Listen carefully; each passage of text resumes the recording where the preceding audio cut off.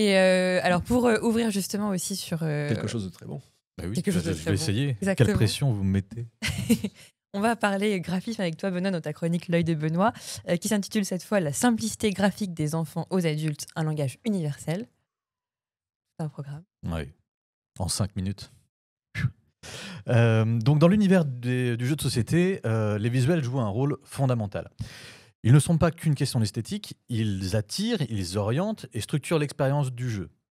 Mais les codes visuels que l'on associe au jeu pour enfants, les couleurs vives, les formes épurées, les contrastes marqués, sont-ils exclusivement leur apanage? Ces codes visuels, souvent perçus comme ludiques et naïfs, pourraient-ils aussi séduire les joueurs les plus expérimentés? Dans les jeux pour enfants, cette simplicité est essentielle. Elle guide la compréhension des règles et facilite la prise en main. Prenons l'exemple de Bazar Bizarre.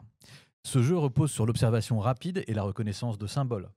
Les contrastes nets, l'utilisation de couleurs primaires et les formes épurées permettent aux enfants de saisir instantanément l'objectif, identifier les objets corrects en un coup d'œil. Les choix graphiques, en apparence simples, servent une mécanique qui exige une attention et une réactivité intense, créant une immersion immédiate. Nombre de parties endiablées qu'on a pu avoir avec Bazar Bizarre. De nombreux jeux reprennent ces codes graphiques enfantins tout en y ajoutant de la complexité.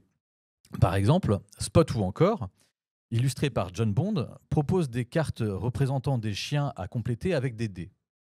Les visuels colorés et accessibles contrastent avec une autre partie du jeu, les tuiles action, riches en texte, qui complexifient les choix stratégiques.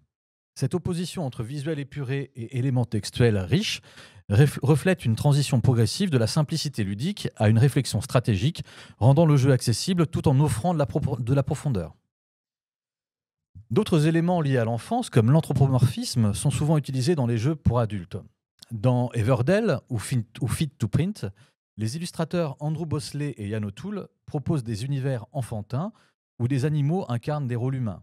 Ces mondes colorés et vivants créent une ambiance nostalgique qui capte autant les adultes que les enfants, tout en intégrant les mécaniques exigeantes. Certaines marques sont devenues iconiques grâce à leur identité visuelle également. ABBA, par exemple, s'adresse clairement aux enfants. Son jaune vif attire l'œil et ses illustrations... Non, c'est parce que c'est la Suède. C'est suédois? Mais non, c'est ABBA. Non. Made in Germany. Non, mais c'est ABBA le... Ouais. Son jaune vif attire l'œil et ses illustrations sont adaptées au plus jeune âge.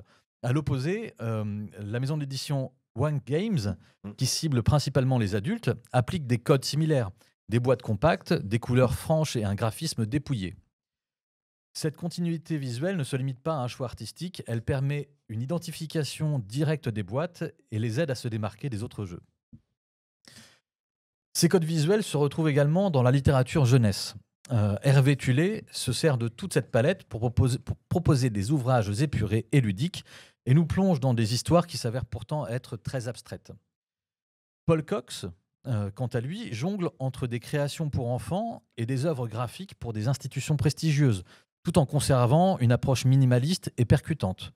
Il a d'ailleurs publié avec le Centre national des arts plastiques un kit à destination des enseignants intitulé « Le ludographe, connaître et pratiquer le design graphique à l'école élémentaire ». Et enfin, Chris Ferry démontre que même des concepts aussi complexes que la physique quantique peuvent être rendus accessibles grâce à des visuels simples et évocateurs.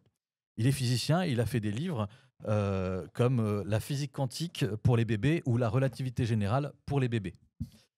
Et il reprend vraiment le code des livres pour bébés avec des formes géométriques simples, quelques mots et des pages en carton.